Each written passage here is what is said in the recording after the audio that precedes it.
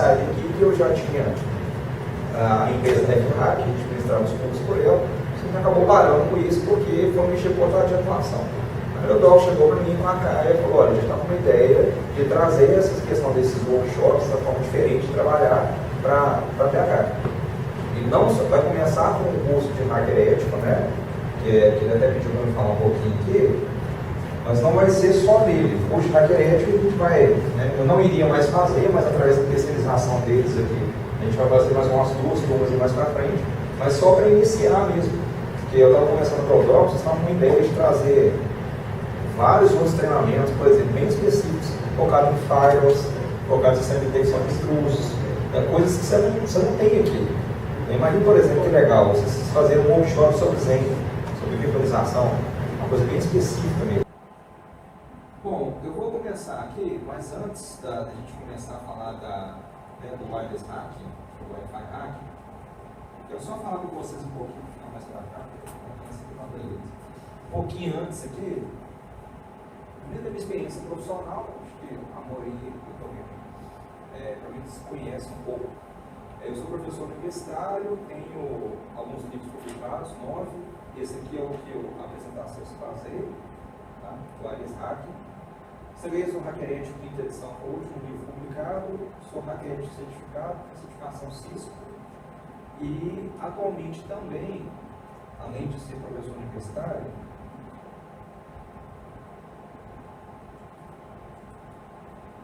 eu também sou coordenador da pós-graduação em segurança da informação na UNA. Eu queria tirar um tempinho para falar um pouquinho para vocês sobre esse cara aqui. Aqui em Belo Horizonte, como eu disse para vocês, a gente não tinha uma força muito grande na área de segurança da informação. Não quer dizer que não tem pessoas que trabalham com isso. Tem muita gente que trabalha com isso. Mas se vocês pegarem uma pesquisa, saiu uma pesquisa essa semana, não lembro se foi na Forbes, ou no Olhar Digital, um desses sites aí falou o seguinte, o curso que você deve ter lido, os 15 profissionais de tecnologia que serão mais buscados em 2015, no mundo inteiro. Depois dá uma olhada lá para vocês verem. Aí falou lá que o primeiro deles é o cara da segurança da informação. Isso no mundo inteiro. A média salarial do cara, só para o próximo ano, deve aumentar 4 ou 5%. Então, quando você fala nesse tipo de cara, muitos deles, igual o meu próprio exemplo, a gente aprende muito por conta própria, compra livro, estuda, assiste YouTube e tal. Mas as empresas estão buscando uma certa profissionalização desses caras. Não tinha isso. Uma coisa é o cara aprender por conta própria, outra coisa é o cara fazer um curso de graduação, uma pós, uma coisa assim. Então a gente trouxe 2 novidades, né, que a gente vai fazer inclusive parceria com a CAIA também, nessas novidades aí. O primeiro é o curso tecnólogo, para quem for fazer graduação. A UNA tem um curso tecnólogo de segurança da informação. Tá? E agora a gente tem a pós-graduação também, que é a especialização. Então, tem gente que quer fazer os 2, tem gente que está em outras áreas, por exemplo, e quer só fazer a pós-graduação. A gente está com a primeira turma agora para começar em março, e está com diferenciais bem legais. Tá? Um deles, por exemplo, a gente está fazendo uma integração com a Academia Cisco. A Academia Cisco agora tem um treinamento chamado Cyber Skills, Cyber Security, Introduction to Cyber Security. Agora hoje, vocês viram na da Sony, recentemente, foi invadido lá, vazou o filme, vazou um monte de coisa e tal. Então esses treinamentos agora são voltados com uma visão mais proativa da questão da segurança do que o tradicional, em vez de estudar só norma e tal. Eu estou tentando trazer isso aqui muito para essa pós-graduação. Uma coisa mais prática mesmo, que você vai sair de lá, ter certeza que você vai conseguir colocar a mão na massa. Então, quem interessar, depois entra no site da UNA lá, tá? Para ver umas informações. A gente já fecha a primeira turma agora de março. Inicia.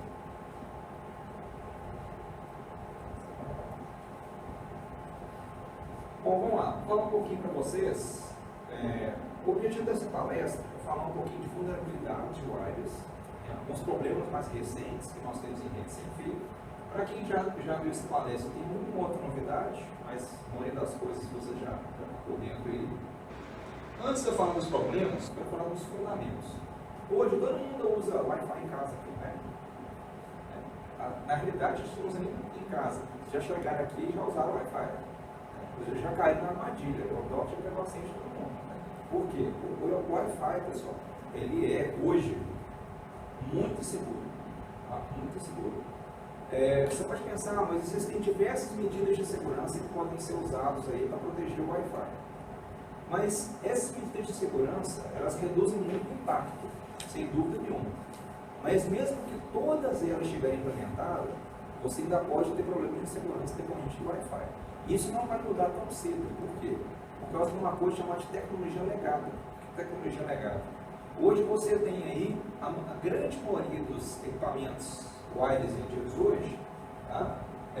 São um padrão G e N, não é? Os mais vendidos hoje. O G está saindo agora, o N está só pegando comprando dele. Então, o que acontece? Esses dois padrões, eles não têm nenhum tipo de proteção pensada a nível de cliente, apenas a nível de infraestrutura. Quando você configura a sua chave lá, sua senha, seja que for, você coloca no seu access point, aquela é uma configuração da infraestrutura, né? Do cliente. O computador do usuário não tem proteção nenhuma contra um ataque direto de wireless. Então, até isso mudar, durante muito tempo essa tecnologia continuará sendo vulnerável. Então, para a gente falar um pouquinho mais sobre ela aqui, né, o Wi-Fi trabalha de frequência de 2.4 GHz ou 5 GHz. Eu vou falar um pouquinho desses caras aqui, ó. Isso aqui vão ser importantes a gente entender depois num outro contexto. Mas tem uma imagem aqui mais para frente, vai ficar mais claro para eu explicar. Quando você tem um equipamento de infraestrutura, vou pegar aqui, ó.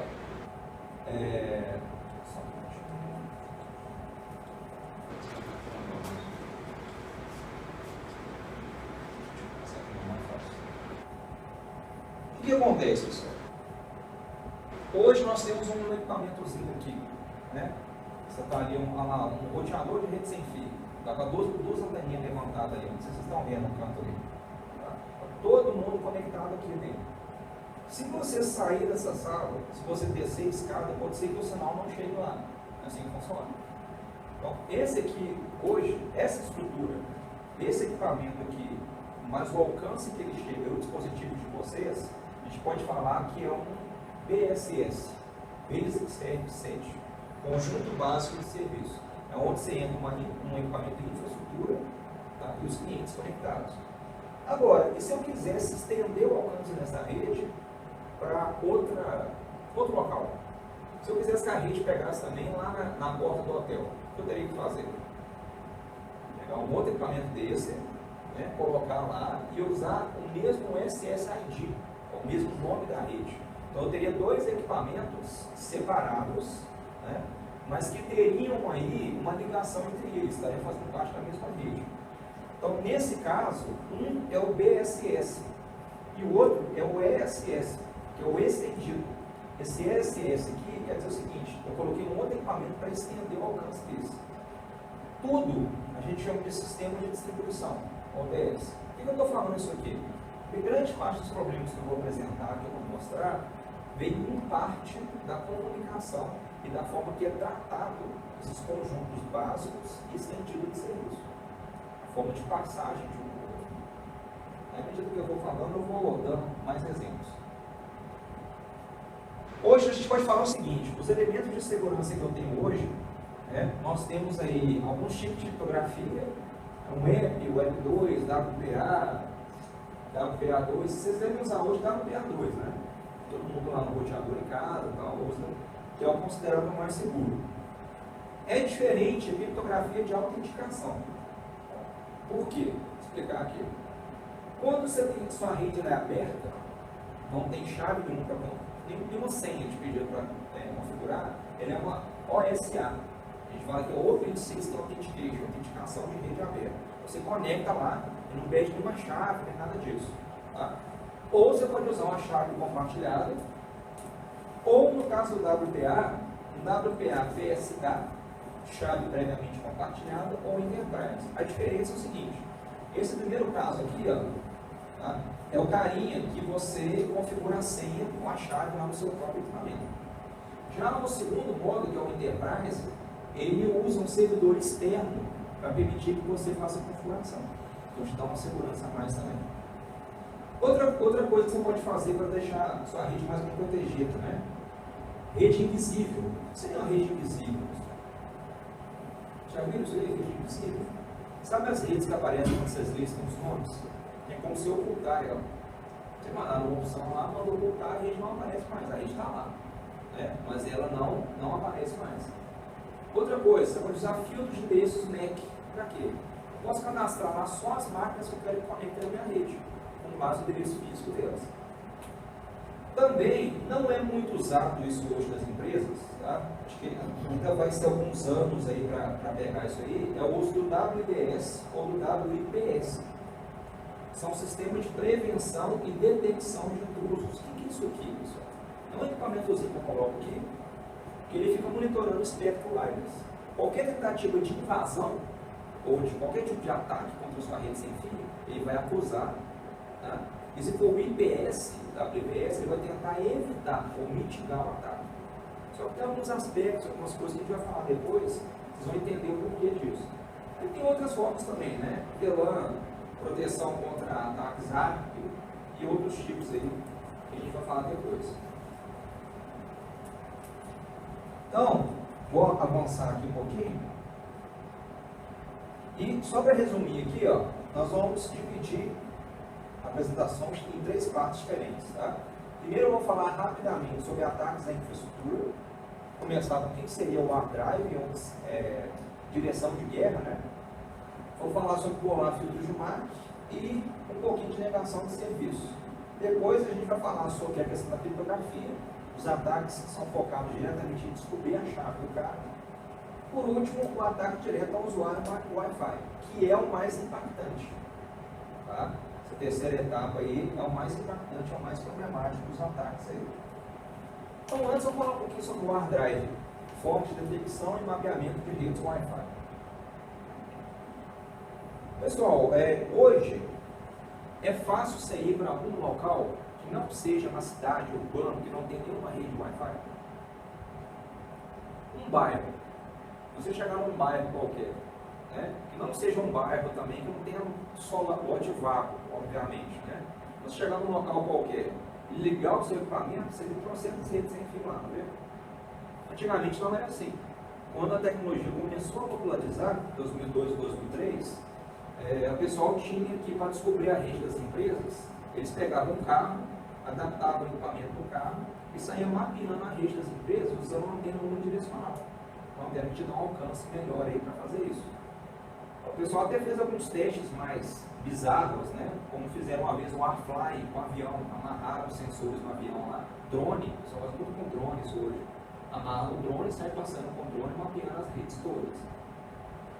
Então, o hard drive em si, ele não é ilegal. O cara não está invadindo a rede, ele está só detectando e mapeando as redes que estão em determinado local. Hoje isso não é tão necessário mais. Por quê? Porque hoje são vendidas antenas de qualidade muito boa, que o cara da casa dele ele consegue ver, às vezes até por quilômetros, as redes que estão disponíveis. Então nós temos aí as categorias básicas de antenas que nós temos hoje. Temos a omnidirecional, que o alcance dela não é tão bom, que ela detecta sinais de todas as direções. Nós temos a semidirecional, alguns chamam de direcional também, dependendo da atuação, e a direcional, que é mais conhecida como IASH, que envia o sinal de uma direção bem definida. Um exemplo clássico dessa antena aqui, que o alcance dela é bem maior, que o ângulo dela é bem fechado, é essa aqui, né? A famosa Pringles. O cara pegou uma latinha de Pringles ali, adaptou e fez uma anteninha unidirecional aí, que te dá um alcance razoável. Um alcance bem melhor do que a antena Omni. Porque a antena Omni tem que mandar para todo lado. Essa aqui foca um ângulo específico e tem um alcance bem melhor, um alcance bem maior.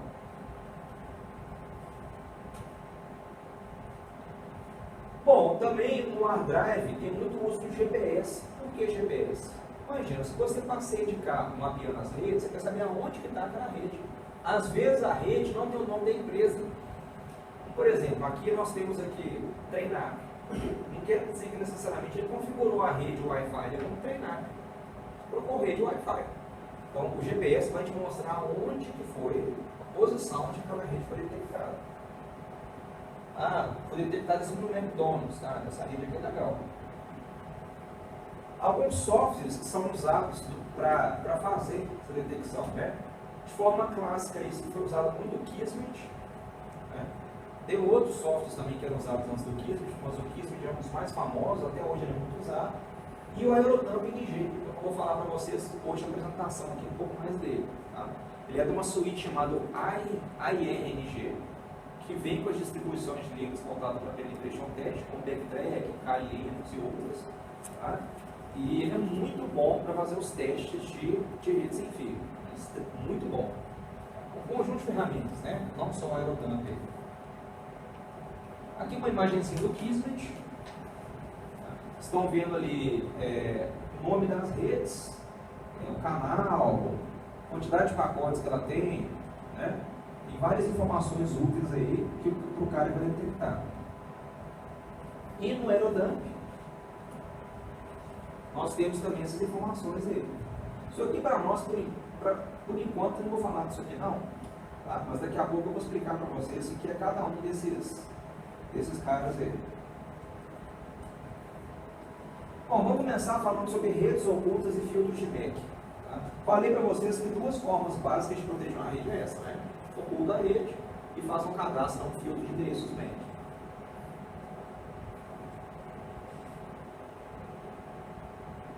Primeira coisa, como é que alguém oculta uma rede? O cara vai lá no roteador dele, né? Aqui onde está show e hide, né? Show mostrar, hide ocultar. Ele vai colocar lá ocultar, esconder. A rede para de aparecer na listagem. Só que o que vai acontecer? Os clientes que forem configurados para conectar naquela rede, como é que eu configuro o cliente para conectar uma rede que eu não enxergo? Simplesmente vou lá, crio a rede manualmente, coloco lá o nome da rede, né? O SSID da rede, ele conecta nela. Então, se alguém monitorar aquilo, a pessoa consegue ver a rede que está conectando. Digamos assim, a rede está oculta, mas o cliente não vai falar assim, eu quero conectar na rede X. Então, isso vai aparecer para o cara que está farejando a rede. Ele vai conseguir visualizar essa questão. Para isso, para a gente começar a fazer os testes, que eu vou mostrar aqui para vocês na apresentação, você tem que pegar a sua placa de rede sem fio e rodar no modo chamado modo de monitoração, tá? Ou monitor mode. Normalmente as placas de rede cabeadas, elas atuavam em dois modos, ativo e passivo. Tá? Quando você ia farejar tráfego numa rede, ela tinha que estar no modo passivo. Tá? O modo ativo era apenas trabalhava com o tráfego em si, mas não farejava o tráfego. No caso da placa Wi-Fi, tem um terceiro modo, chamado modo de monitoração. Nem todas as placas de rede sem fio permitem isso. Só algumas com chipsets bem específicos, como Realtek, Atos e outros. Por que é interessante esse modo? Porque quando você coloca a sua placa no modo de monitoração, ela passa a capturar dados de qualquer rede que tiver alcance, não só que você está conectado. Mas se tiver uma rede aqui, sem nenhuma chave, sem nenhum tipo de criptografia, igual tem lá na praça, shopping, o pessoal tem lá em Contagem, lá na praça de Contagem, lá tem, que eu vi lá. E o pessoal conectar, dá para mim colocar isso aqui no modo de monitoração e rodar um programa para capturar o que eles estão fazendo? A partir do momento que tiver no modo de monitoração, você roda um iShark, um software do tipo, e vai capturar tudo que o pessoal está fazendo na rede, mesmo que você não esteja conectado naquela rede. Aqui, se vocês notarem, quando eu rodo uma iShark, alguma coisa do tipo, essa última opção aqui, a última coluna, eu tenho aqui DefHack. SSID, esse cara aqui, o nome da rede. Olha, mas a minha rede não está oculta? Sim, ela está oculta. Mas quem está denunciando o nome da rede? Para o seu próprio cliente, ao utilizar um beacon. Tá? Ele está anunciando que está tentando se conectar naquela rede específica. Quando você coloca a rede oculta, né, o anúncio da rede, você não usa o cliente como o próprio equipamento de infraestrutura. Você para de anunciar a rede. Mas o cliente continua anunciando. O cliente fica o tempo todo falando que está tentando se conectar naquela rede específica. E com isso você consegue enxergar que a rede está livre.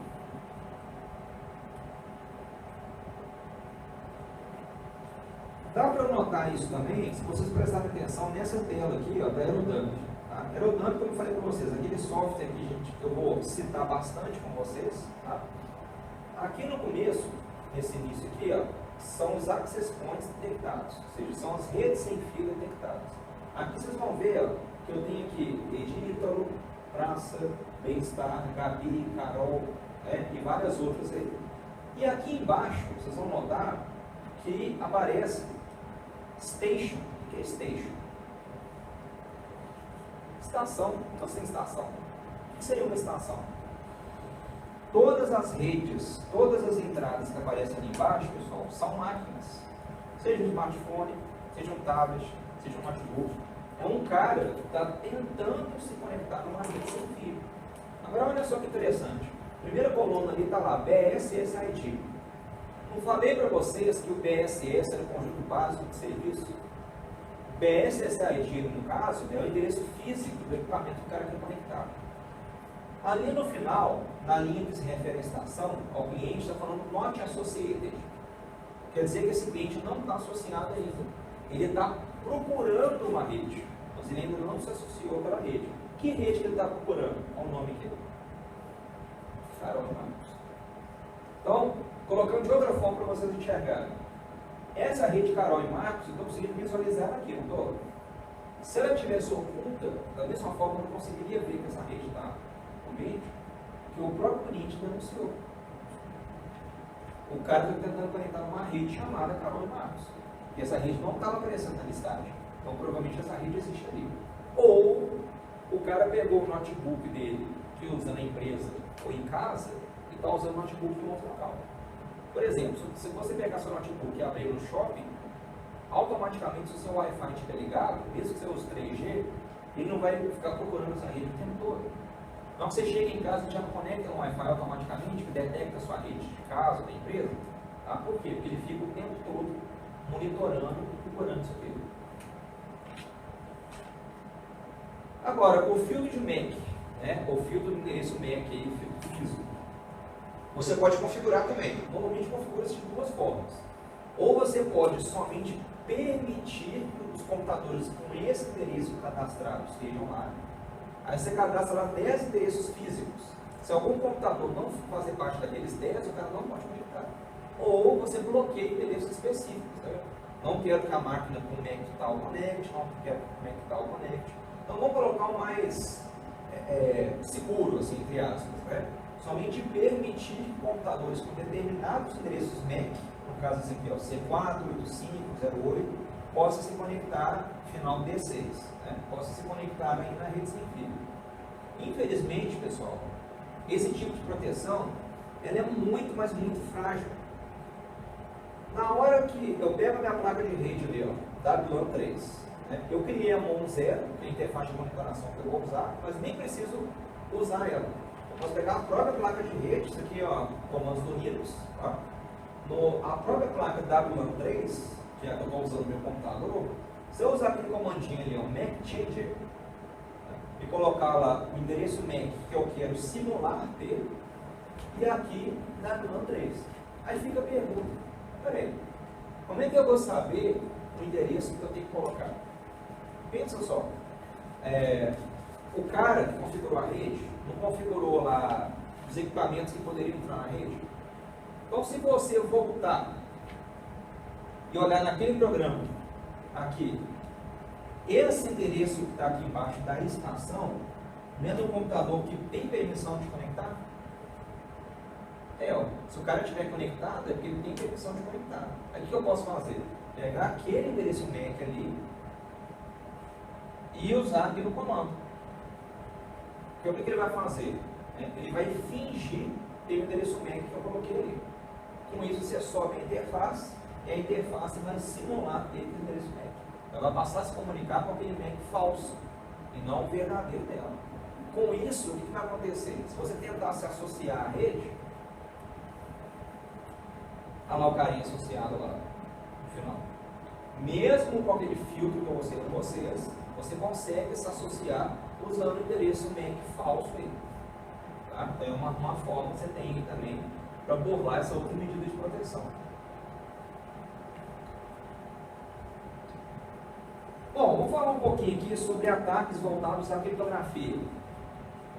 Vou começar falando web, ninguém usa mais isso aí, né? Graças a Deus, porque mais o cara tosse já descobrir a chave. E depois vou falar um pouquinho do WPA. Bom, o app, pessoal, por que o app ainda era muito usado até pouco tempo atrás? Certos equipamentos, sistemas operacionais, demoraram a ser atualizados para WPA. E tem coisa mais antiga que até hoje não foi. Por exemplo, eu lembro que eu tinha um Nintendo DS, nem um 3DS, o DS antigo, eu trabalhava com app. Tem equipamentos anti-tablets, equipamentos antigos, que também só trabalha com ele. Então, graças a esses equipamentos legados, muitas vezes a empresa é obrigada a colocar aquele tipo de fotografia ali. E isso torna ela mais e mais vulnerável. Por quê? Porque o app do WPA é ridícula, de tão frágil. Como é que funciona aqui mais ou menos a questão do web? Ele criptografa, né, o pacote lá, só que ele usa alguns bits, 24 bits, se eu não me engano, um chamado vetor de inicialização, ou IV, que a gente chama. É como se fosse um cabeçalhozinho daquele pacote. E aquele cara lá, ele é o passo inicial para você fazer criptografia. O problema é, de acordo com a chave que é usada, que é a ERC4, depois de um certo número de pacotes, sei lá, 10 mil, 20 mil, 30 mil, ele começa a repetir esse vetor de inicialização. Isso para criptografia é seríssimo. Por quê? Porque através de um ataque de criptoanálise, a pessoa pode deduzir qualquer chave por causa daquelas colisões, ou daquelas repetições daqueles vetores. Então, ele pode determinar a chave através da análise de dois pacotes que se colidiram, ou seja, tem o mesmo vetor de inicialização.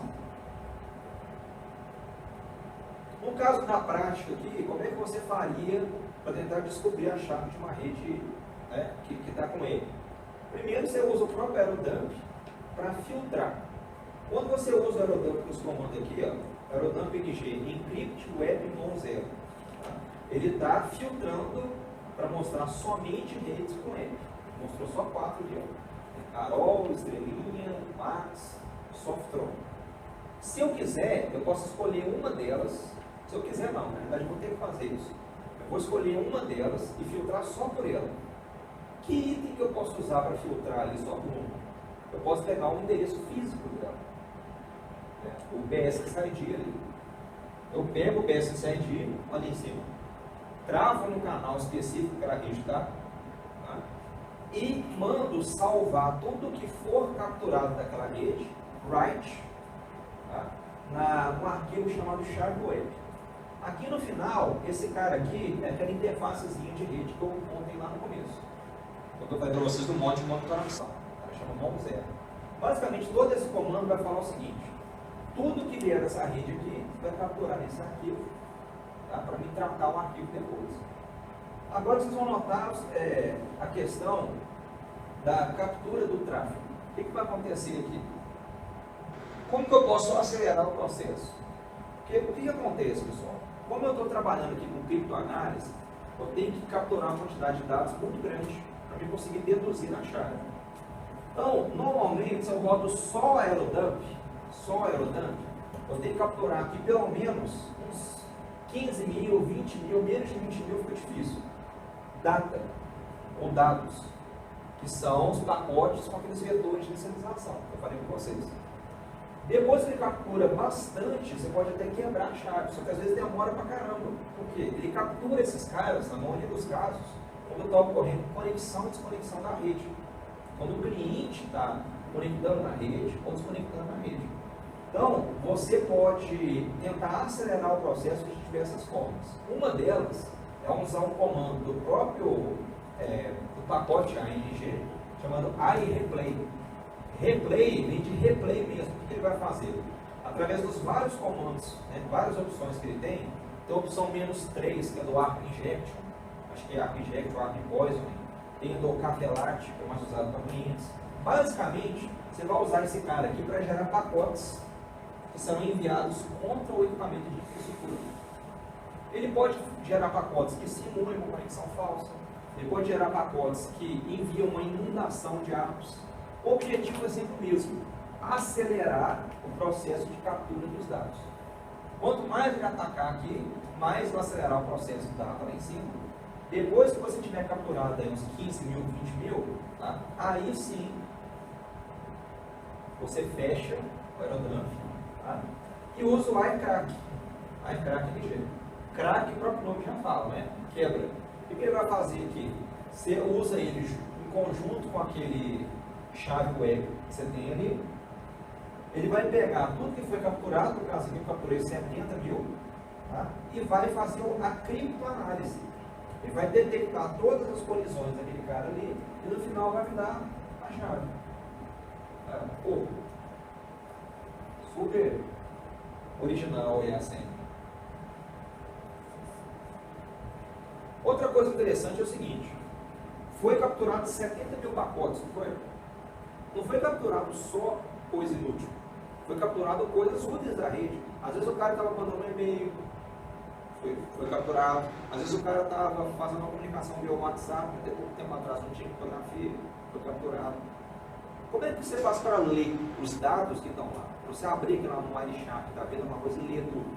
Estava tudo criptografado, mas você descobriu a chave, descobriu? Então é só você usar ARDCAP, menos NG, menos W, você pode passar a chave ou como hexadecimal ou com menos A, como texto. Né? Se eu colocasse ali menos A pouco, também eu poderia usar a chave. Basicamente você vai passar a chave e especificar o arquivo que foi capturado. O que ele vai fazer aqui? Ele vai descriptografar tudo que foi capturado.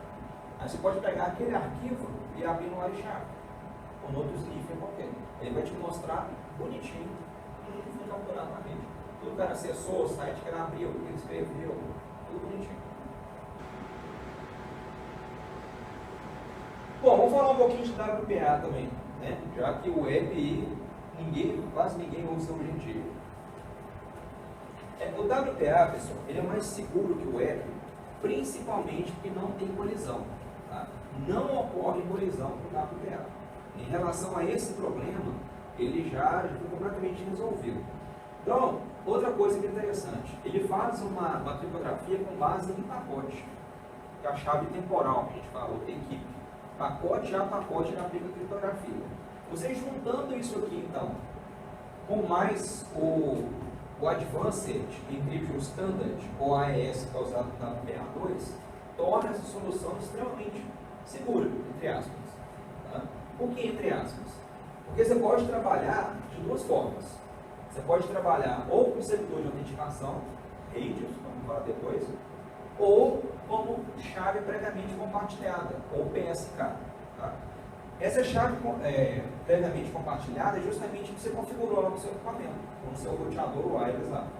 O problema desse cara é o seguinte: se eu chegar no meu vizinho, o cara está usando WPA2, eu tentar conectar lá, eu posso chutar a chave? Posso, não posso? Só que, né? Deu errado. BB. Vou ficar o resto da vida fazendo isso. A questão, pessoal, é a automatização desse processo. Se você tiver as ferramentas corretas para fazer esse processo, e usando uma questão que eu vou mostrar aqui, vocês podem sim ter uma chance maior de descobrir a chave. Não é certeza, mas aumenta a chance. O web é certeza. O web, você depois de capturar um certo número de pacotes, você quebra com certeza. Então, aqui como exemplo, né, você pode configurar uma rede qualquer, DFHack, a gente configura uma empresa e coloca lá WPA ou WPA2. Chave aqui, nosso precioso, né, em homenagem ao Bob aí. Bom, mesmo esquema, pega o aerodumper e manda filtrar redes com encrypt, com criptografia WPA. Você viu as redes WPA que tem. Escolhe uma rede e manda filtrar, tá? Somente, diretamente pelo endereço MAC, ou pelo endereço físico que você tem ali. Assim. Só tem uma rede agora, não é? Só tem essa aqui, ó. Empresa X, WPA, a PSK, bonitinho. O que eu vou fazer aqui agora? Se vocês notarem, no comando ali em cima, tá? Eu mandei salvar os pacotes capturados daquela rede como chave WPA. Lembra que eu falei com vocês que no web, uma das horas que eles mais capturavam os pacotes de dados é quando tinha conexão ou desconexão com o usuário? O que acontece, pessoal? No WPA, a autenticação do WPA é feita em 4 vias diferentes. Vou entrar em questão de criptografia, como é que funciona, tá? Mas logo no início é enviado um handshake do usuário, que é usado pelo equipamento para formar essa criptografia total ali. Esse handshake, se ele for capturado pela aerodâmica, ele pode tentar acelerar a quebra usando uma lista de palavras, uma lista de senhas. Então, no caso aqui, vocês vão notar que na frente dessa hora aqui, 19h45, não tem nada. Tá? Não está acusando nada. E agora já está. O que apareceu lá em cima? WPA o quê? Handshake. E aquele endereço ali? Aquele endereço MAC ali? Engraçado aquele cara ali, né? Na realidade, aquilo lá está mostrando o cliente, né, fazendo handshake com aquele equipamento específico. Agora, eu vou ter que esperar a minha vida inteira para o cliente conectar. Se eu só pego isso na conexão, não tem uma fórmula, por exemplo, de eu forçar os caras a desconectar para pegar isso, não? Tem. Se vocês prestarem atenção aqui, ó, vocês vão ver aqui, ó, iReplayMG, TheOut, vou mostrar um pouquinho mais sobre esse cara depois, informando aqui 5 desautenticações enviados do Access Point 50, 60, tal, para o cliente 0023, tal. O que eu fiz aqui? Eu fingi ser o Access Point, o roteador de rede sem fio, e mandei desconectar esse cara. Mas se eu não souber o cara, não tem problema não. Você pode dar um TheOut 0 ali e colocar só o Access Point, desconecta todo mundo. Chuta todo mundo que está conectado naquela rede sem fio. Aí na hora que os caras conectarem de novo, ele vai capturar o handshake. Capturando o handshake. Mas e aí? Apareceu, capturou. O que eu faço? Então, tem que ter capturado o handshake ali. Como você mandou salvar um arquivo, né, você vai salvar aquelas configurações, vai fechar o programa. E agora você vai precisar de um word list, uma lista de palavras. Tá? O que seria isso aí?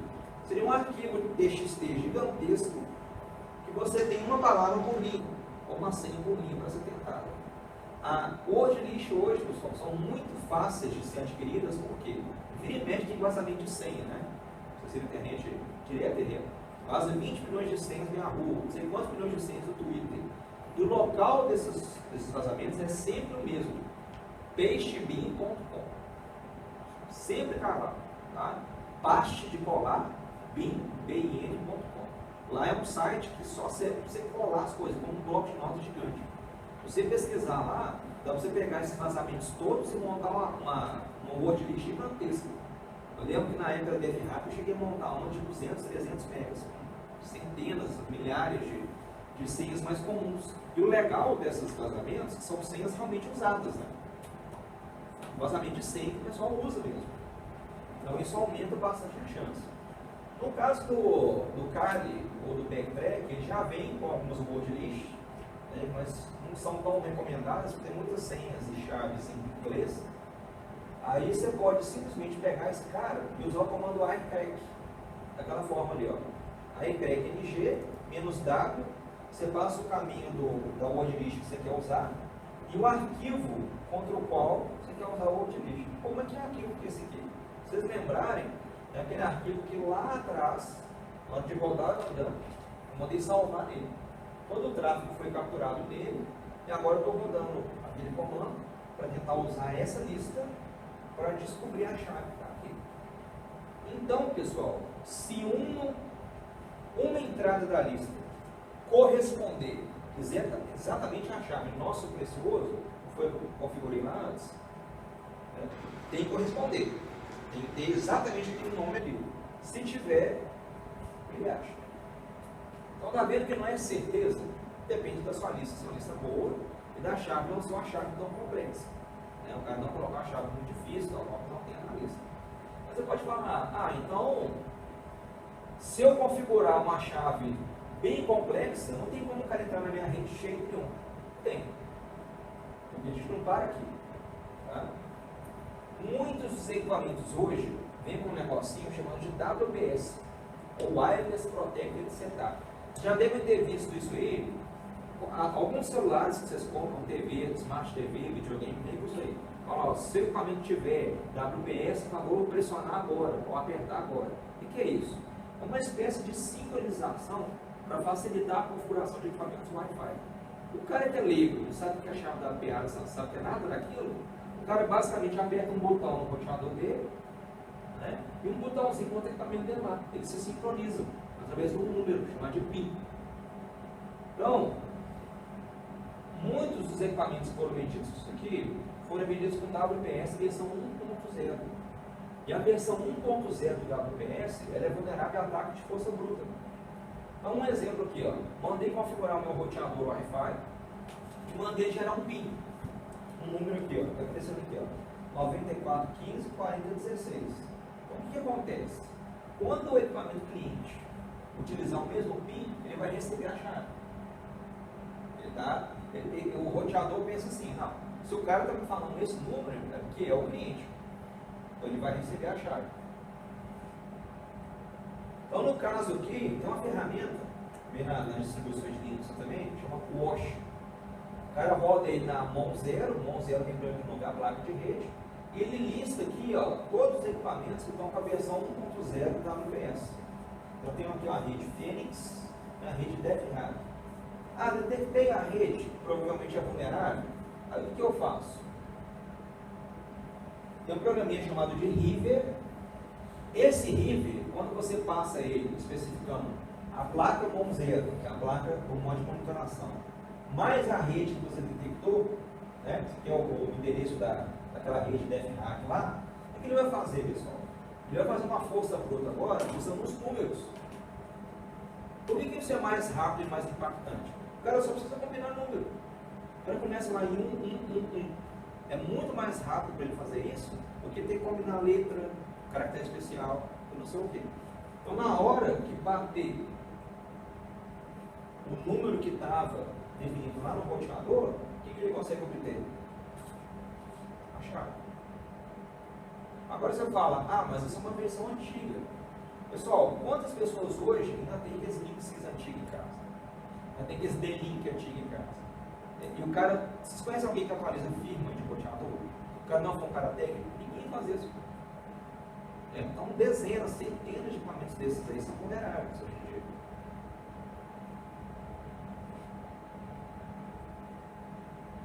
Bom, tudo que a gente falou até agora, se vocês forem analisar, está focado no ataque contra a infraestrutura. Então eu tenho aquele aparelhinho ali, aquele roteador sem fio, o access point sem fio, meu ataque é contra ele. WPS contra ele, o que eu tentei fazer lá de capturar o handshake na conexão nele. A partir de agora, pessoal, eu vou entrar na parte que eu acho mais impactante. São os ataques ao cliente. Por que é a parte mais impactante? Porque a partir desse momento, se você ligar o seu notebook, o seu smartphone, qualquer coisa aqui, você não está ao alcance da rede Wi-Fi da sua casa, tá? Mas mesmo assim, eu consigo descobrir os dados da rede Wi-Fi da sua casa. Então, um ataque ao cliente é muito mais impactante, você não tem proteção. Seu antivírus vai proteger você? Não. Contra o ataque ao cliente, nada, não vai proteger nada. Fire vai proteger? Não. Não vai. Nós estamos falando de uma conexão ali Wi-Fi, não vai a esse nível ali fazer essa proteção. Tá?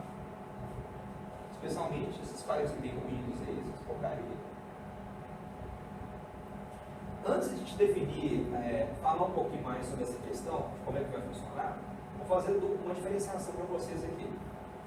Nós temos dois tipos de ataques que envolvem, na realidade, o primeiro não é bem um ataque, que é o access point legítimo. O que é o access point legítimo? Igual aqui, eu tenho um cabo de rede saindo ali de baixo da empresa. Aí eu vou, você está na sala de aula, por exemplo. O cara vai, puxa o cabo de rede, liga no roteador sem fio, para compartilhar a internet com o pessoal da sala.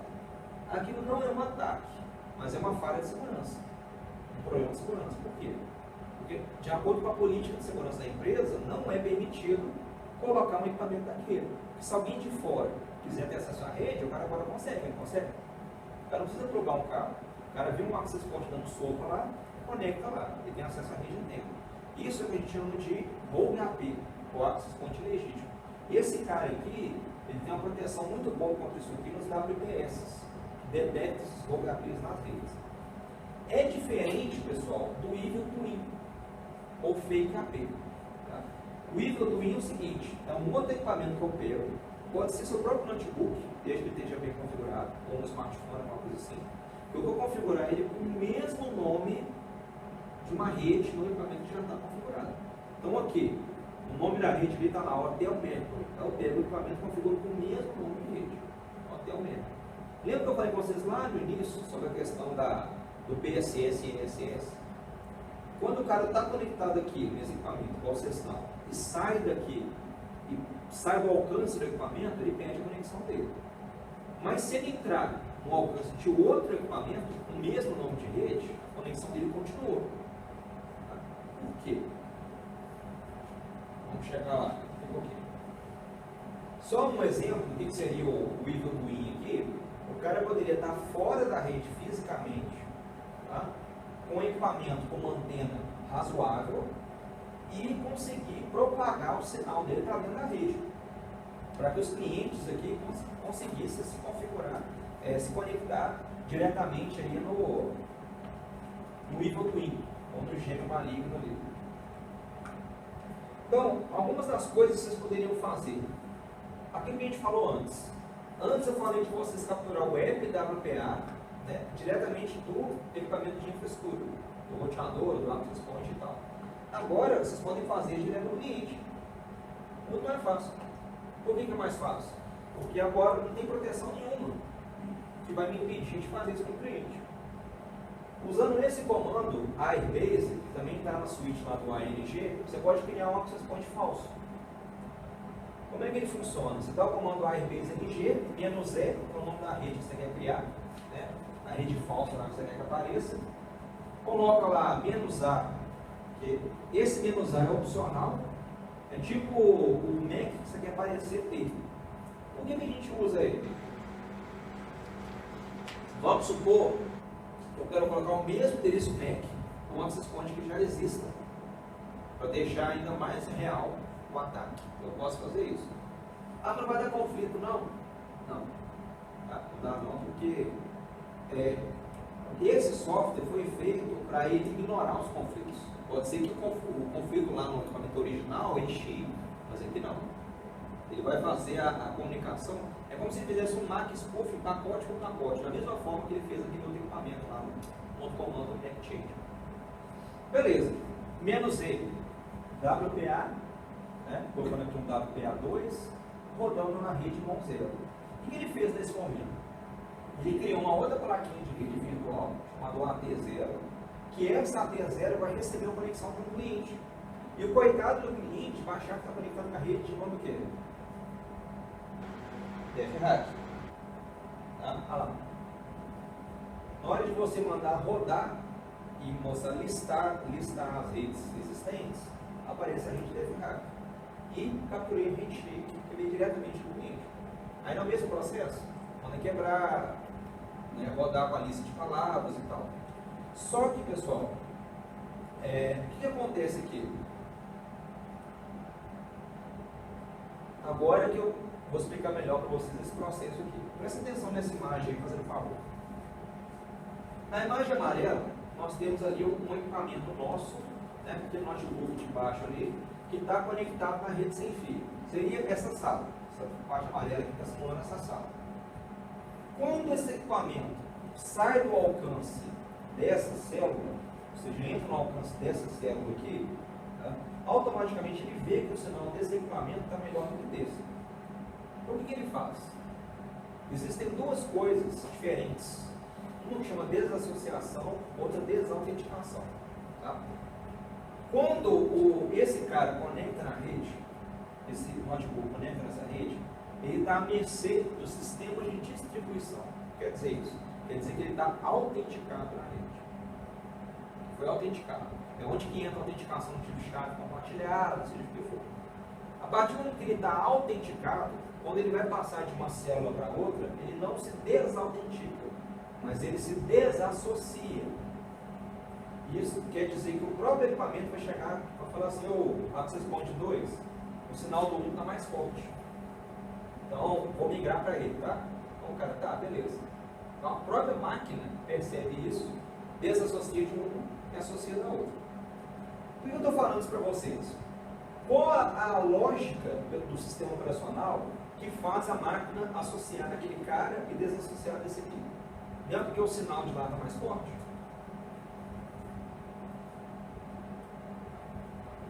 Então, eu com um computador, se eu quiser, tá?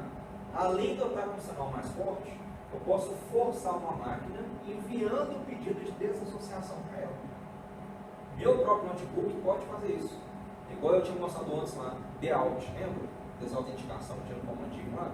Na hora que eu mando desautenticar essa máquina, ela também desassocia. Então, na hora, ela vai tentar conectar na rede de novo. Então, o que acontece quando cai essa rede Wi-Fi? E tenta conectar novamente. Só que ele vai tentar conectar de novo, tá? Igual ali, ó. Só um exemplo.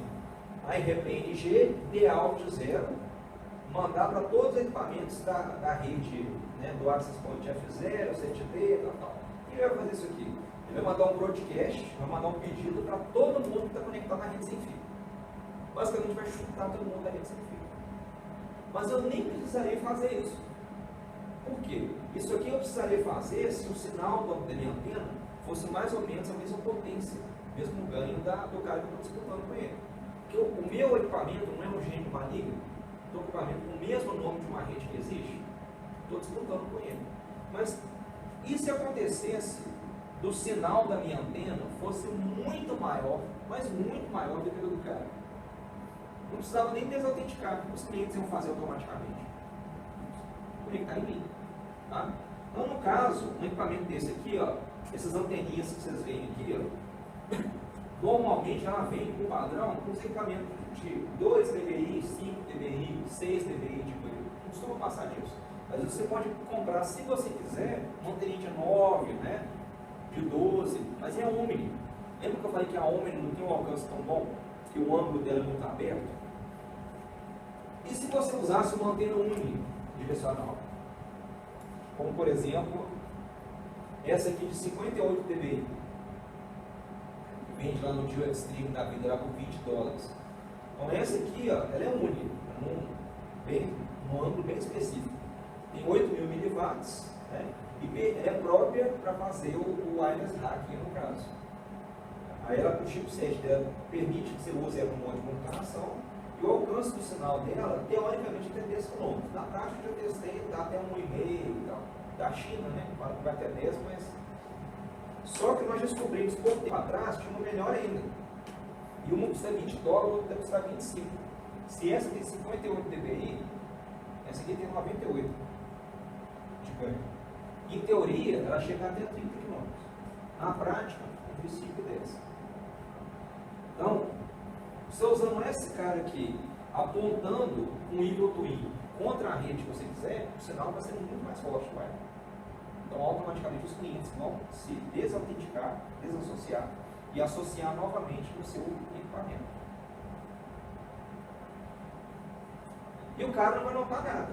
Se o nome da rede antes era faculdade, ele vai continuar vendo faculdade. Ah, mas ele não vai ver duas redes? Não. Vai ver uma só. Quando você tem vários equipamentos da empresa, vários access points, por exemplo, o mesmo nome de redes, você não continua enxergando só um. Se o nome for o mesmo, você enxerga só uma rede. A migração entre os access points é transparente. Você não vê. O usuário não enxerga isso. Então, sem você perceber, ele vai desconectar no local e conectar em outro. Vai desconectar no equipamento e conectar em outro. No caso, você, né? Está fingindo ter a rede ali.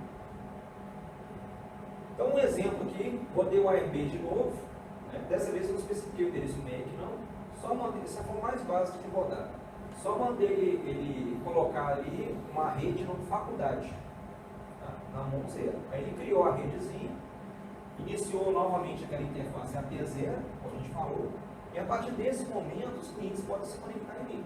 Na hora que o cliente conectar em mim, vai começar a aparecer aqui, ó, cliente de endereço tal conectou. Cliente, endereço tal, conectou. E assim, eles vão conectar, né? Senão a sua rede mais forte. Querendo, é isso que eu falei para vocês. Tem como você evitar que o seu equipamento hoje faça isso?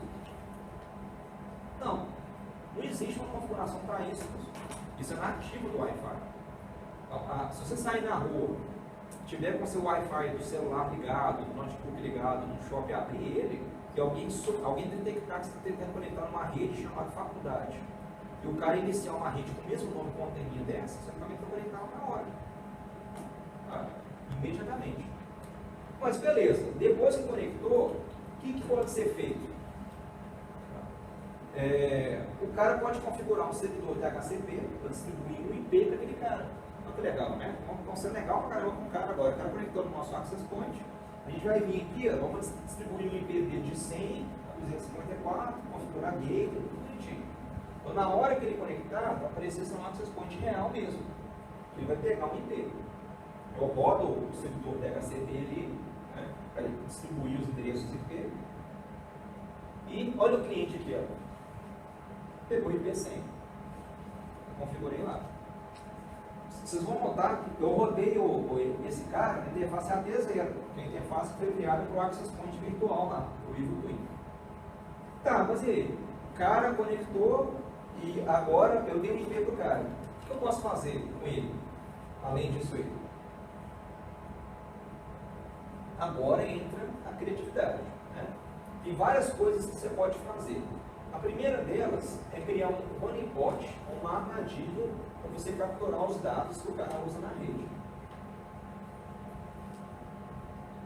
Para isso, a primeira coisa que você faz para definir um honeypot é configurar um DNS spoof, para que todo endereço que ele digitar, ele caia na página que você quer.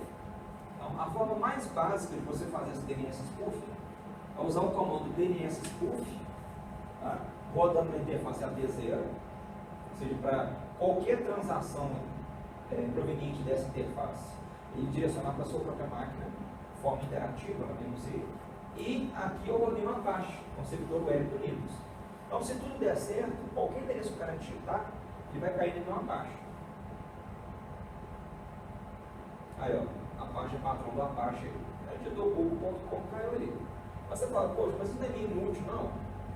Tudo que o cara digitar para digitar o Google, Orkut, Facebook e tal, o cara vai cair na mesma página? Não, não é nada. Sabe por que não é?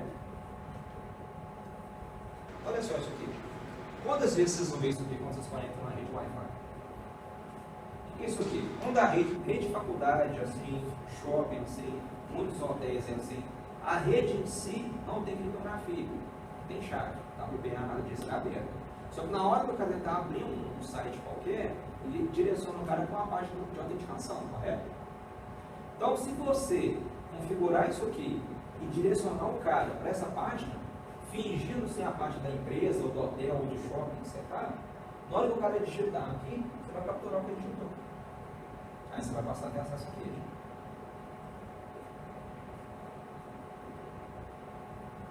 Outra coisa, pode fazer melhor ainda, né? Para que eu vou tentar quebrar a chave WPA? Se eu tenho um monte de usuários sem noção, pode me falar ela. Então, o que eu faço?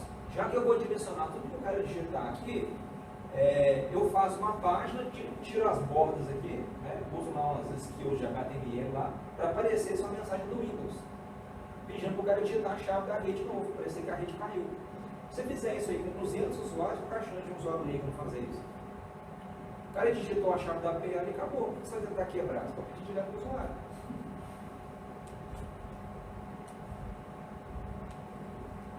Se você não tiver conhecimento nenhum de como fazer isso aí, né, mandar gravar um banco de dados lá, ou farejar o tráfego, você pode usar o SET, que é o Social Engineering Toolkit, para clonar um site inteiro.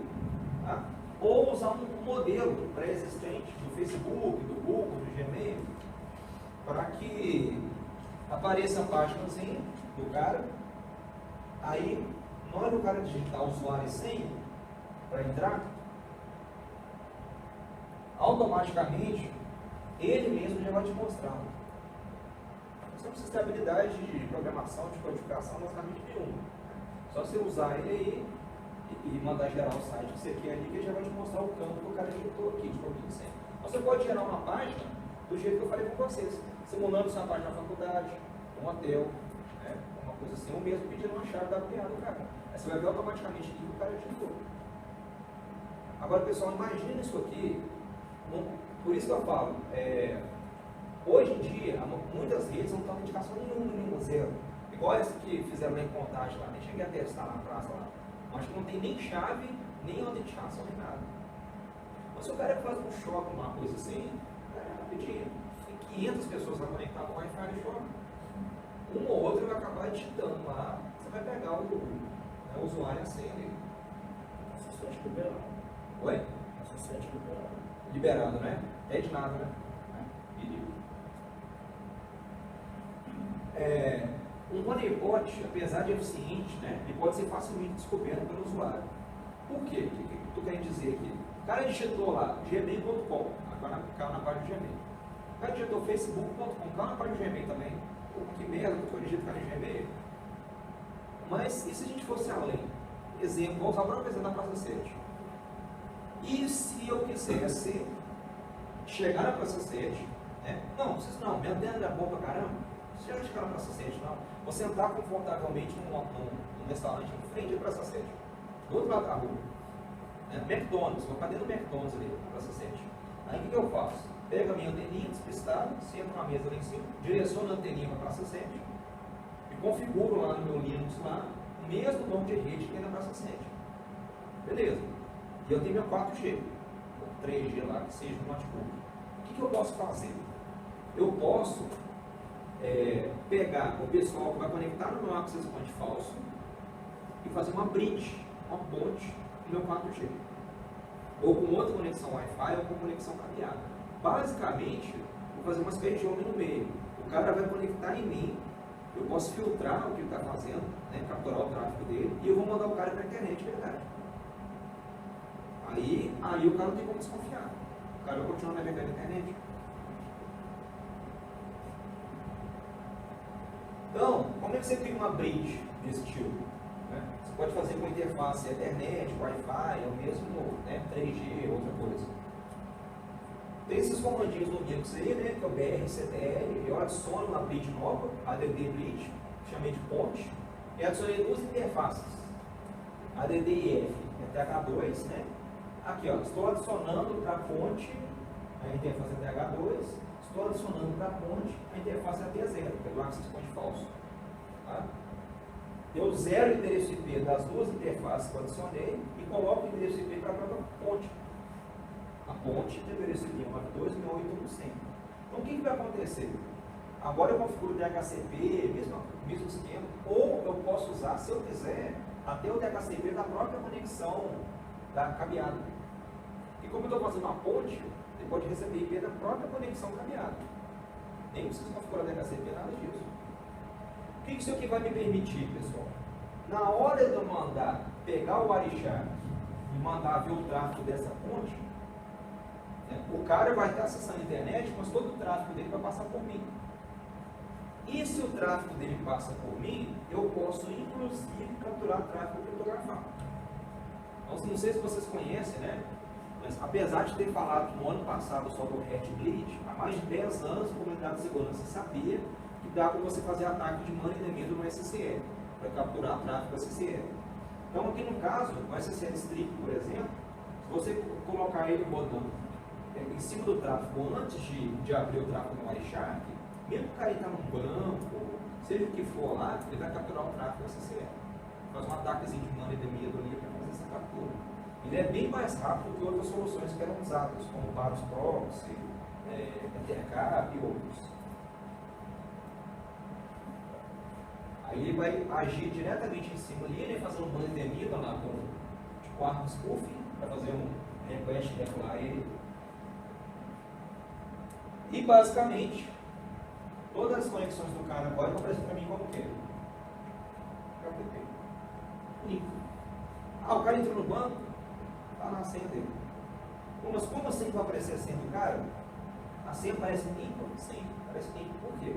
Porque infelizmente, a maioria dos bancos e sites seguros, os caras não usam a segunda camada de criptografia. Por que o cara não gera um hash da senha? Um SH1, um MD5, nem que seja MD5 que é fraco. Não, eles mandam a senha pura. Porque a confiança, eu não sei agora depois desse escândalo do Heartbleed, mas antes do Heartbleed a confiança dessa série era tão grande que os caras não faziam nenhum outro tipo de segurança ali a mais. Tá? Então, quando você capturava, ele capturava tudo. Beleza. Vou tentar dificultar um pouco mais a vida do cara. Então agora não vou usar mais WPA PSK. Vou usar um servidor RAID de autenticação remota. E toda a autenticação tem que ser feita nesse RAIDs, para depois o cara ter acesso à rede. Beleza. Tá? Então isso aqui. Agora eu tenho um servidor redes remoto, não fica mais a chave aqui. Então não adianta mais eu vir para o cara e pedir a chave do cara. A autenticação está correndo aqui. Como é que eu posso fazer então nesse caso? Tem um softwarezinho que vem no Backtrack, que no CAI vem também, chama Free Radius WPL. É um servidorzinho de redes que você tem. Você pode configurar ele junto com a Airbase. Para quê? Para ele mostrar essa tela para o usuário. A mesma tela que o Radius iria passar, a tela do chat lá do parque, pedindo login assim do cara. Aí na hora que o cara digitar esse login assim, isso vai ser salvo no arquivo do Free Radius, tá? E automaticamente você pode rodar uma aplicaçãozinha chamada de iSleep. Ah lá, dentro tem os logs lá. Um usuário chamado Flávio, que é um cara que se conectou no meu Evil Twin, no meu access point falso, né? Eu puxei ele para lá, para esses métodos que eu falei com vocês. Aí está aqui o challenge e o response da senha que ele digitou, né? Como se fosse a senha criptografada. Aí usando aquele cara ali, eu rodei o iSleep, né? Passando o challenge e o response, e através de uma load list também, você também vai ter que usar uma load list, mas eu posso descobrir a senha original, mesmo que o cara estivesse usando servidores. Ou seja, basicamente, pessoal, tudo começa com o problema de que você pode puxar os clientes para conectar no seu access point. E, infelizmente, como vocês viram aqui, não tem como você proteger efetivamente contra o Evil Twin. Que proteção que o seu cliente tem? Só uma, desligar o Wi-Fi. Tem outra. Se você instalar um firewall, o firewall trabalha muito a nível de camada 3, camada 4. Ele vai impedir lá determinadas IPs, não vai? Determinadas portas. Mas ele não vai impedir a nível de Wi-Fi. Grande bom, ele não vai fazer isso. Talvez o problema de HIDS, como OSSEC, alguma coisa do tipo, né? Até citando algumas coisas aqui. Mas normalmente, o cara é extremamente vulnerável, está fora de casa. Então, uma solução de WPS, o cara colocar na empresa. Wireless Intrusion Prevention System. Prevenção de intrusos wireless. Será que isso é suficiente para evitar o Evil Twin na empresa? Fora da empresa não tem como. Como é que esse cara funciona? Primeiro, pra vocês entenderem. Tá? Você tem um equipamento centralizado que vai receber os logs e tem os sensores. São os equipamentozinhos que você espalha no ambiente todo. Ele vai monitorar o tempo todo.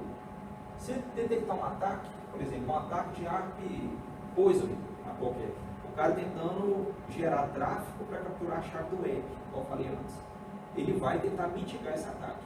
Ele vai tentar contra-atacar o cara, fazer uma repulsa de serviço no cara que gerou o ataque original. Tá?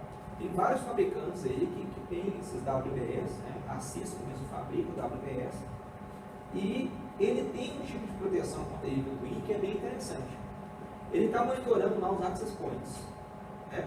Aí ele detectou um outro access point com o mesmo nome, desautorizado, o Evil Twin. Na hora que alguma máquina tentar se conectar naquele access point, que a potência da antena é maior, o próprio WPS vai mandar a máquina desconectar. Mesmo jeito que eu poderia mandar a máquina desautenticar, o WPS vai lá, fulano, desconecta que esse cara aí é frio. Mas vai ser uma briga de cachorro e gato, não vai? Que o cara ele vai desconectar e automaticamente, como o sinal do Evil Twin é mais forte, ele vai voltar a conectar de novo. Então, vamos desigualar um pouco isso aí. Eu tinha um Evil Twin e um access point legítimo. E se eu usar um multipod? O que é um multipod? É um honeypot múltiplo. Tá? Com múltiplas interfaces de monitoração.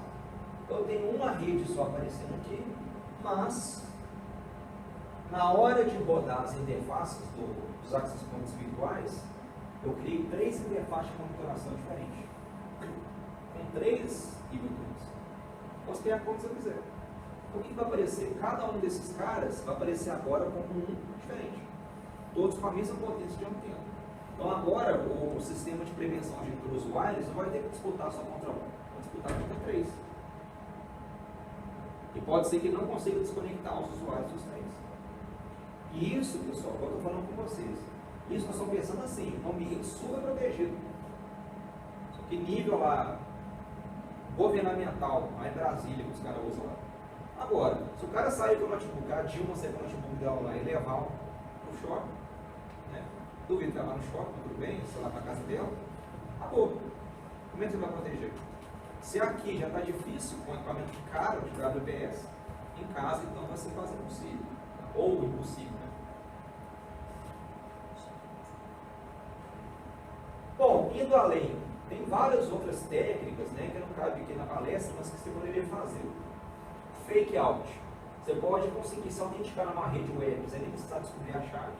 Tem essa opção fake out no iReplay. Tá? Você pega lá aquele tipo hash, o handshake que ele descobriu e usa aquele para se autenticar na rede. DNS tunneling, isso aqui é interessante. Vamos supor que você está conectado, você está lá no shopping e você não conseguiu descobrir, você não quer fazer aquele ataque e tal, ou não tem ninguém conectado, você não conseguiu descobrir a chave, login senha, você entrar lá. Vocês já viram, pessoal, nessas redes de shopping e tal, que pede login senha na página, ele permite que você digite o endereço para depois te redirecionar para algum local. Então você chegou agora no shopping cidade, aí está na rede lá, cidade, sei lá, conecta lá. Na hora que você digitar www.google.com, depois que te manda para a página, né? Então quer dizer que o protocolo DNS está permitido de passar aí. Se o DNS é permitido de passar, o que você pode fazer? Você pode ir lá na sua casa, se tiver a banda larga, deixa um programinha chamado DNS Tunnel rodando ali. Deixa conectado.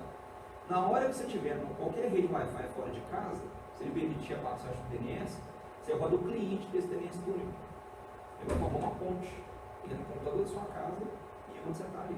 Então, basicamente, através do DNS, você vai tunelar todo o seu tráfego. Não precisa digitar usuário sem nada, você vai navegar normal. Um pouco mais lento, né? Mas vai. O Evil Twin com Metasploit. Imagina o impacto, pessoal, de eu pegar um cara que conectou na minha máquina, no meu access point falso, no meu Evil Twin, e automaticamente, na hora que o cara abrir uma página, eu vou botar um Metasploit dele explorando falha de browser. Metasploit, para quem não sabe, né, é uma ferramenta que permite explorar vulnerabilidades. Você até entrar na máquina do cara. Explora uma falha no Chrome, no Firefox, no Internet Explorer dele, executa um payload e posso entrar na máquina dele. Né? E essa combinação aqui é ótima, né? Uma anteirinha de 98 dBi, mas um multipote com quatro carinhas lá, quatro Evil Twins, mais desautenticar todos os usuários, mais DNS spoof, mais a ponte, mais o service tree. Né? Apocalipse, porque acabou. Basicamente aí você vai trazer tudo aí para capturar todo mundo que está conectado com você. Bom, pessoal, quais são as contramedidas então para vocês fazerem para se proteger um pouco mais contra isso agora? Eu falei para vocês que as proteções hoje são muito ineficazes, realmente são. Espero que vocês tenham visto isso durante a apresentação. Mas, se você combinar todas elas passam a não ser tão ineficazes assim. O negócio é combinar. Infelizmente, em nível de usabilidade, né, você fazer isso somente profissional, o usuário vai achar um saco. Mas, nível de segurança, é o que você pode fazer. Então, você usar WPA2 Enterprise SPSK, tá? Preferência com um protocolo que permite certificados client-side também, não só server-side. E também, se possível, né, com mais de uma camada de autenticação. Implementar um WPS, adquirir um WPS, o Gate profissional, para detectar os ataques. Implementar um HIDS. Hoje não existe HIDS que proteja contra ataques de desautenticação. Tá? Mas existem tentativas aí de modificar o OSSEC e outros HIDS do tipo para fazer esse tipo de coisa. Definir VLANs, filtro de acesso MAC, ocultar a rede. Usar criptografia nos protocolos de serviço de camadas superiores. Por exemplo, se vocês conhecem, no Chrome, tem uma extensão chama HTTP Crypt, um negócio assim. Ele criptografa todo o tráfego, mesmo que não seja HTTP normal, através dessa extensão. Uma proteção a mais que você tem. Tá lá, realizar penetration test, fazer sempre esses testes de vulnerabilidade, né? Configurei minha rede, agora está seguro. Como é que você sabe? Testa.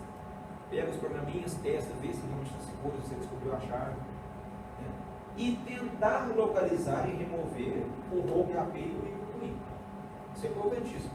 O rogue AP é mais fácil para você detectar. Por quê? O que é o rogue AP? É um AP ilegítimo. Se o AP é ilegítimo, ele está dentro da empresa, não está? É como eu falei com vocês, o cara puxou o cabo de rede, ligou um access point nele e está fornecendo internet para fora. Isso é uma perda legítima.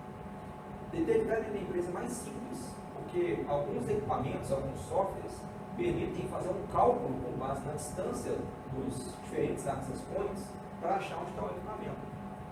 O Ekahau tem o HeatMapper, ele faz isso. Ele é um software que ele detecta que a força dos determinados sinais, que a planta que atrás você pode colocar, ele vai detectando o local onde estão os access points dispositivos. Só que ele detecta ali dentro do seu ambiente, né? Fora dali não vai ter um alcance muito longo para detectar esse cara, não. Só que ele não serve para detectar o Twin. Como eu falei, o cara tem uma antena 98 dBi, o cara está a 1 km de distância. Como é que ele vai pegar o cara? Não vai. Aí a gente tem que fazer o jeitinho brasileiro. Qual é o jeitinho brasileiro? Isso aqui não tem nem documentação sobre isso aqui é sugestão minha mesmo. Tá? O jeitinho brasileiro é o seguinte: pega o GPS e roda o GPS ali para rodar junto com o Kismet. Até um comandinho para você executar o GPS USB. Roda o Kismet, né, integra ele com o GPS. Aí o Kismet ele vai capturar o Twin, vai? Ele localiza o Twin. Você vai ver lá onde você pode do Twin. E com o GPS rodando, ele também vai pegar as coordenadas daquele cara. Com isso em mãos, o que você pode fazer? Ele capturou os dados do Twin, capturou as coordenadas do cara. Você usa aquele Kismet ali para exportar essas coordenadas para um XML. Você pode usar na Google Maps. O resultado final disso vai ser isso aqui. Você vai enxergar lá no Google Maps onde está o nível Twin. Você vai ver, por exemplo, aqui, ó, que o cara está, isso aqui é você, esse aqui é o cara, está com o mesmo nome. O cara está a 1 km, sei lá, 2 km, sei lá que distância que ele está de você. Então, assim, não dá para você ligar para a polícia e falar assim, ó, tem um cara roubando minha rede Wi-Fi, não sei o que, né, manda lá. Mas, né, nada impede que o portão da sua casa abra e saia lá o seu sistema de prevenção de intrusos canino lá no Brasil. Bom, pessoal, então a ideia geral da apresentação foi mostrar para vocês os perigos que vocês têm hoje, tá? No Wi-Fi, tudo que vocês podem fazer para tentar mitigar isso aí. Mas é o que eu falei para vocês. Na empresa, você faz muita coisa. Fora da empresa, não dá. A única chance que vocês têm de evitar esse problema fora da empresa é desligar o Wi-Fi. Não tem como, você vai saber. Você está com o celular no bolso. Aí de repente, o cara conecta um Wi-Fi lá de captura, uma coisa assim, você vai saber. Você está navegando 3G, normal.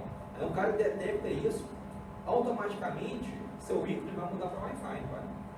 Isso é um claro sinal para quem está sequestrando você ali.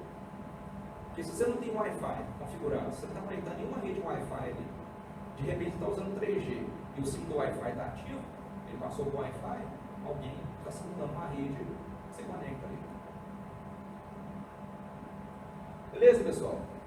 Então, finalizamos aqui, espero que vocês tenham gostado, tá? Finalizando na hora certinha, né? A gente já tem até um lanche preparado ali.